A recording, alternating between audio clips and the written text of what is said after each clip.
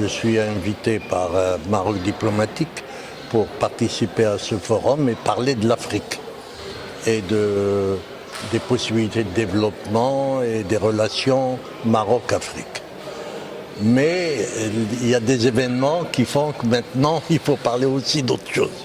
Écoutez, il faut relativiser parce qu'il y a deux France.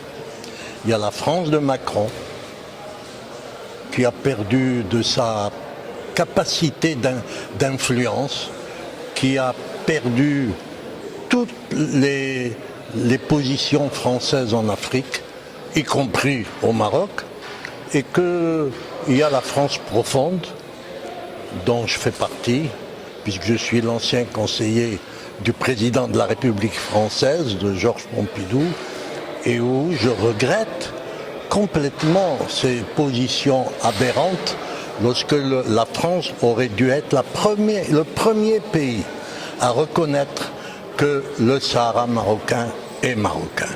Ceci dit, je dis qu'il faut relativiser parce que ce n'est pas cela qui va empêcher le Maroc à continuer à développer ces régions du Sud.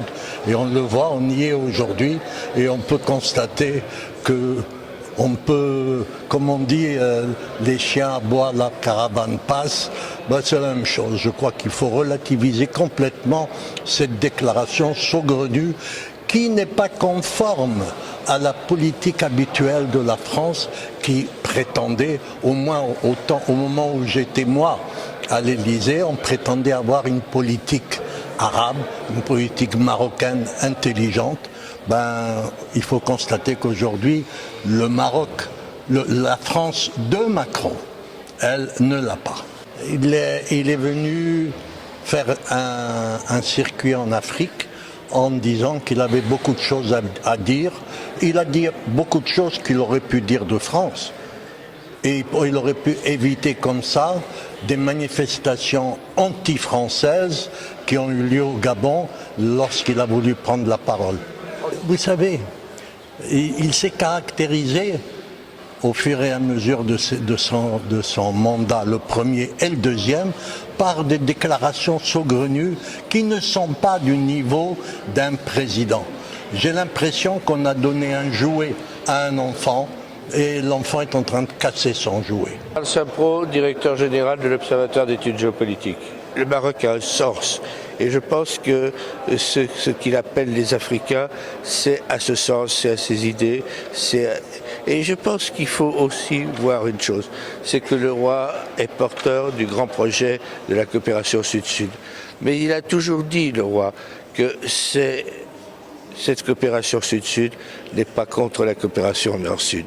Et je pense qu'il retrouve là l'idée de Giscard d'Estaing, du général de Gaulle, c'est-à-dire du trilogue, il faut être clair, hein, c'est-à-dire le monde arabe, les pays européens qui sont concernés et l'Afrique. Je pense qu'il y a là une vraie opportunité. Vous savez, Madame Merkel et les Prussiens et les Allemands et les Scandinaves et tout ça pensent que la Méditerranée est un mur. Nous pensons, les Français, que la Méditerranée est un trait d'union. Je crois que c'est fondamentalement différent. Entre trait d'union et mur, il y a une grosse différence. Et je pense que la France peut prendre la tête, la France renouvelée, la France débarrassée de Macron, bien entendu. En parlant de la France, que pensez-vous de la dernière déclaration de M. Macron ? Mais elle est irresponsable, mais comme tout ce que fait Macron, c'est irresponsable. Bon, je pense que la déclaration de Macron, c'est pas en allant faire la danse du ventre en Algérie qu'il aboutira à quoi que ce soit.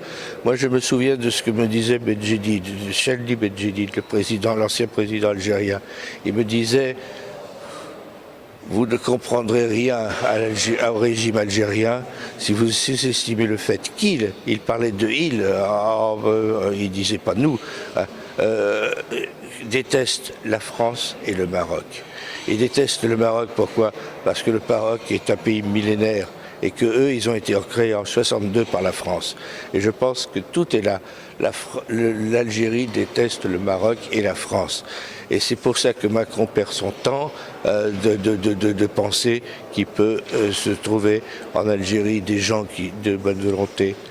Il pourrait y aller à quatre pattes, à poil et avec une plume dans les fesses. On lui demandera toujours plus, parce que de toute façon l'Algérie demandera toujours plus aux Français.